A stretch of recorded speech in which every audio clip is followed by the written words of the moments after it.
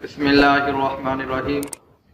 السلام علیکم ورحمۃ اللہ وبرکاتہ۔ فرینڈ، میں امید کرتا ہوں کہ آپ خیریت سے ہوں گے اور ہماری ہر آنے والی ویڈیو آپ کو ٹائم پر مل رہی ہوگی۔ ہم حاضر ہوئے ہیں آپ کے سامنے آج ایک نئے نسخے کے ساتھ اور ایک نئی ویڈیو کے ساتھ۔ دوستو، ہم آج کو بتانا چاہ رہے ہیں اس مرض کے بارے میں جس کی وجہ سے اکثر اوقات ہمارے جو بزرگ لوگ ہیں وہ بہت پریشان ہوتے ہیں، اور اس کے علاوہ جو ہمارے چھوٹی عمر کے بچے ہوتے ہیں وہ بھی بہت پریشان ہوتے ہیں۔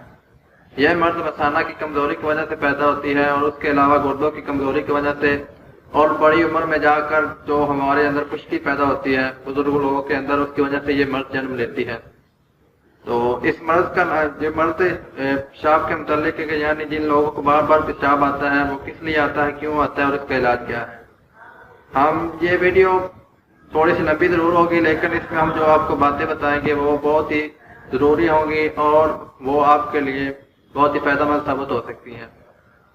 تو یہ جو پیشاب آتا ہے تو ہم اس کے متعلق آپ کو تھوڑا سا بتانا چاہ رہے ہیں کہ جو پیشاب آتا ہے جو بڑے لوگوں کو بار بار آتا ہے، یعنی رات کو اٹھ کر بار بار جانا اور پیشاب کرنا جس سے ہماری نیند خراب ہو جاتی ہے، یا چھوٹی عمر کے بچوں کا پیشاب یعنی کہ رات کو پیشاب کی وجہ سے کپڑوں کا خراب ہو جانا، اس کے علاوہ اور بھی بہت سی مسائل پیدا ہوتی ہیں۔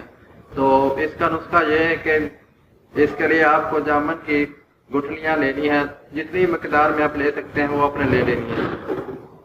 اس کے بعد آپ نے ان کا سکوف بنانا ہے۔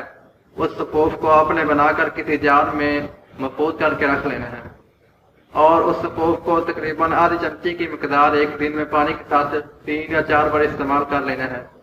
انشاءاللہ 10-15 دن کے استعمال سے آپ کی جو پیشاب کی بیماری ہے یہ ٹھیک ہو جائے گی، اور آپ کے اندر جو خشکی کی وجہ سے جو اور بھی معدہ کی امراض پیدا ہوئی ہیں یا گردے کی امراض پیدا ہوئی ہیں وہ بھی انشاءاللہ درست ہو جائیں گی۔